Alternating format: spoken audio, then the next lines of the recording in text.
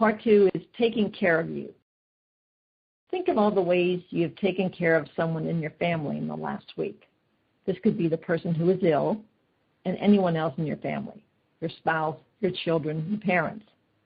The list is probably very long. Now think of all the ways you've shown yourself the same type of attention. Chances are this list is very short. You do everything in your power to make your family's life comfortable, peaceful, and happy. You deserve this in your life as well, but you must be intentional about making time for it. It won't happen on its own. Journaling gives you time that's just for you. You're juggling a lot. How would you describe your average day? Busy, full, draining, crazy? With all the responsibilities you have as a caregiver, leisure time can seem like an unrealistic luxury. But when you take breaks and give yourself space to recharge your batteries, you are a more loving, attentive, and energetic caregiver. Treat your journaling time as a daily period of relaxation and rejuvenation. The more you journal, the more you will look forward to it as a much-needed pause in your hectic schedule. Here are a few tips for using this time. 1. Start with a short meditation. Sit still for a few minutes before you start journaling. Try to clear your mind and focus only on your breathing. Count each slow, deep breath and sit for at least 30 breaths. Thoughts will try to come into your mind, but gently acknowledge them and sweep them away. Sometimes it's helpful to close your eyes and visualize somewhere peaceful. For example, imagine you're sitting on an empty, serene beach, and every wave that comes up to the shore sweeps away the thoughts and worries. This type of meditation relaxes you and opens you up for journaling. 2. Rewrite discouragements as encouragements. If you're feeling anxious, guilty, or frazzled about fitting journaling into your schedule, these feelings can manifest themselves as negative self-talk. Oh, I couldn't possibly find time to write with everything else going on. Oh, I should be doing fill in the blank instead. Does it really matter if I journal or not? What difference does it make? When you notice these discouraging thoughts starting to get louder in your head, try reframing them as you would instead of what you can't. Look for solutions to obstacles you see. Reaffirm why you are journaling and what the positive impact is on you. Journaling is beneficial for your emotional self-care. It's important to stay in tune with your emotional well-being when you are a caregiver. Learn to recognize the signs that you are feeling overwhelmed, stressed, or run down. If you become burnt out, you put yourself at risk for serious emotional problems, and you won't be able to be an effective caregiver. Journaling gives you a safe place to sort through the complex emotions you experience: love, resentment, joy, isolation, humor, grief, guilt. It's all fair game in your journal. When you write regularly, you will start to notice themes and patterns. You'll make new discoveries about how you feel and what you really want. You will find it easier to identify sources of stress in your life. Here are some ways to use journaling for better emotional health. 1, let it all out. Start with the prompt. Right now I feel, or I am, and just write. Don't stop to think about what you want to say or how to phrase it best. Just keep writing. Pour out all the words you can onto the page of your journal. When you feel like you've gotten them all out, take a break and to go do something else. Come back to your journal later and read it with fresh eyes. Imagine that you're reading someone else's words. What is this person really feeling? What is she struggling with? What does she need? 2, ask questions. Play a game of 20 questions with yourself, writing the answers as you go. For example, what has my day been like? What was good? What was hard? What word would I describe how I feel right now? What is stressing me out? What do I wish I had more time for? What am I looking forward to? Keep asking and answering until you run out of questions. 3, make your emotions tangible. One of the hardest things about dealing with emotions is that they are hard and define and understand. When you are having a bad day or feeling out of sorts, journal about what you are experiencing in a more concrete way. Try to get to the heart of what's bothering you by being specific about your thoughts and sensations. For example, use a prompt like, the way I'm feeling reminds me of one time when I feel like this, I want to. The physical symptoms of this feeling are, if this feeling were a song, a movie, a color, a person, a place, it would be. 4, separate what you can control and what you can't control. There will always be things you can't control about caregiving. You wish they would change or disappear, but you have no power over them. Then there are the things you can control. You do have power over how you react in tough situations. Use your journal to process both what you can and can't control. Vent about everything you can't control. Rage against the unfairness and injustice of illness and its effects. Ask why and all the other unanswerable questions. Let yourself be angry, resentful, sad. Then focus on what you can control. Make lists of what you can do to make a tough time easier. Recount moments of joy and love. Ask what you can change for the better, however small, and resolve to take action. 5, get support. You can't do everything alone. You need a support network of friends and family to help you out so you can look after your emotional health. Journal about your needs and the people you can reach out for support. Ask yourself, do I need someone to share some of the everyday responsibilities and tasks with? Do I need someone to talk with when I'm feeling overwhelmed? Do I need a break to get out of the house? Do I need someone to bring me dinner?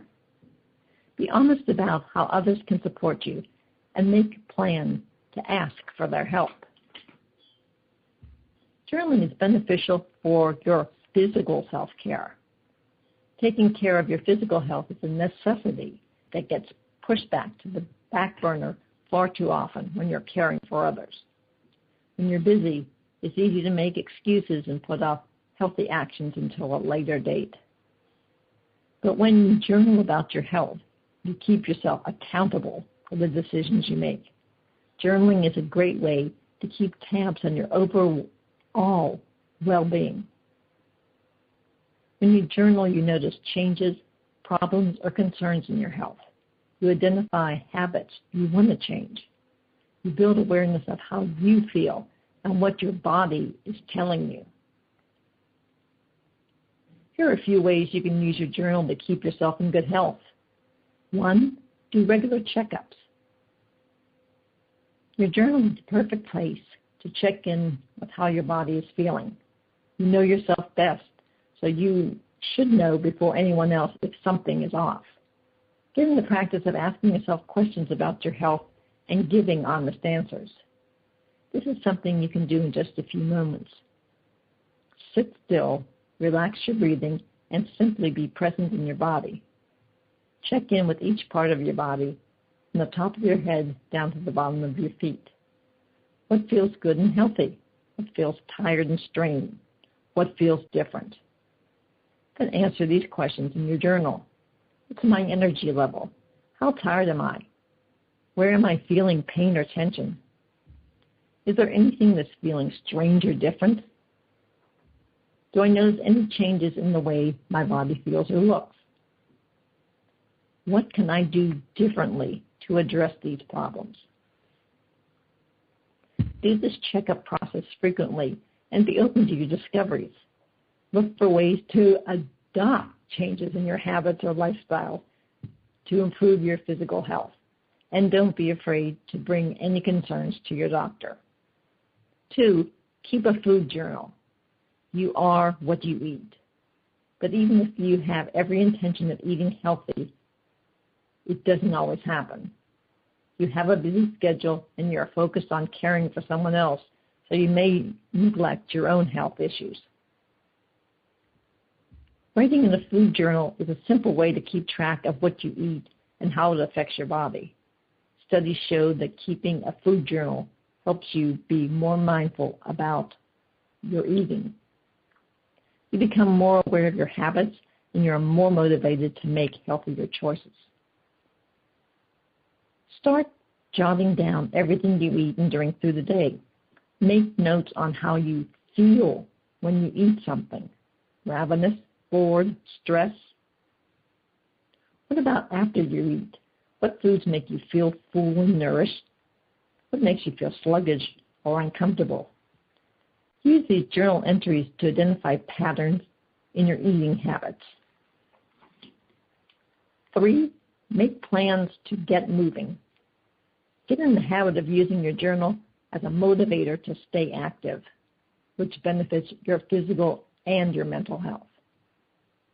Write about your normal level of physical activity. What do you usually do on an average day? What would you like to do more of? Set small, specific, and attainable exercise goals and check in on them. For a change of scenery, grab your journal and pen and go for a walk. Walk around your neighborhood or go to a nearby park or coffee shop. Just get moving for at least long enough to feel your blood pumping faster and your muscles warming up. Pay attention to what you see, smell, and hear along the way. Breathe deeply and enjoy the walk. Find a park bench or a coffee shop to sit, or head back home to write in your journal. Describe your walk and how you felt before, during, and after it.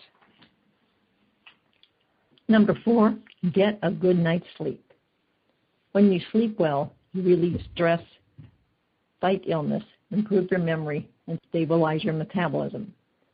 Sleep is the solution to many health problems, but it's often the first thing you cut back on when life becomes busy or stressful.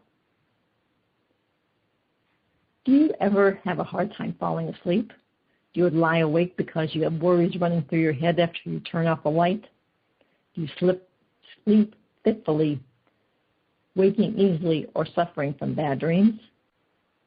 Use journaling as a tool to relieve anxiety, sleep more peacefully, and wake up feeling more energetic. Just before you go to bed, write some night notes in your journal to unload everything that's on your mind. Recap your day, the highlights and the low points. Discuss anything you're anxious about. Write down the list of things you want to remember for tomorrow. Take this opportunity to gather up all those loose thoughts to distract you as you're trying to fall asleep. Put them safely in your journal and know that you can pick them up again the next day. Close with a reflection that you can find calming or comforting. Write down a few things you're grateful for. Celebrate something you accomplished that day. Write a reflection or prayer to put the day to rest. Celebrate something you accomplished. Give your mind permission to rest peacefully for the night, letting go of all that you have to think about in your waking hours. And journaling is also beneficial for your spiritual self-care. We've talked about how to use journaling for your emotional and physical self-care, but what about other aspects of your well-being that don't fit into those categories? Your spiritual self-care is more difficult to define, but it's also important to give time and attention to. Taking care of your spirit doesn't necessarily mean that you maintain religious beliefs. It does mean that you take time to identify what kind of person you want to be and how you want to contribute to the world in a meaningful way. This identity is reflected in your values, your beliefs, and your actions. Journaling gives you the chance to explore your spiritual identity. It lets you work through the tough stuff, painful experience, harmful messages, complicated questions, and to find peace and healing. Here are a few ways you can use journaling to care for your spiritual health. 1, identify your core values. Your values reflect what your top priorities are in life. They influence how you spend your time, what your goals are, and how you measure a life well lived. Journal about what your core values are. What is important to you? What do you stand for? How do you support those values in your everyday life? How does your role as a caregiver demonstrate those values? 2, track your spiritual journey. Journal about your background. Did you grow up in a religious or spiritual household? What does your family believe in about faith, spirituality? Did you believe in God or a higher power? What did they pass along to you? Who are your major influences in your life? Now write about where you are in your spiritual journey. Have your beliefs changed over the years? How so? How would you describe your beliefs in 1 or 2 sentences? Are you satisfied with this part of your life? How would you like to grow or develop it further? 3, nurture what brings you joy. There are some activities that you are able to lose yourself completely in. You lose track of time and your surroundings. You fall completely into whatever you are doing, and you experience joy, peace, and strength. You feel like yourself in a simple and profound way. Journal about these moments. When do you experience them? How do they make you feel? When was the last time you had one? How can you cultivate more of them? 4, go after your goals. Journaling helps you remember that you are a complex person with hopes, dreams, and goals. You are a caregiver, and that is part of who you are, but it is not only who you are. Use your journal to explore the ideas that get you excited and inspired. What have you always wanted to do? What do you want out of your personal or professional life? What do you dream of doing in 5 or 15 years? What is on your bucket list? And that's the end of section 2, talking about journaling for physical, emotional, and spiritual health.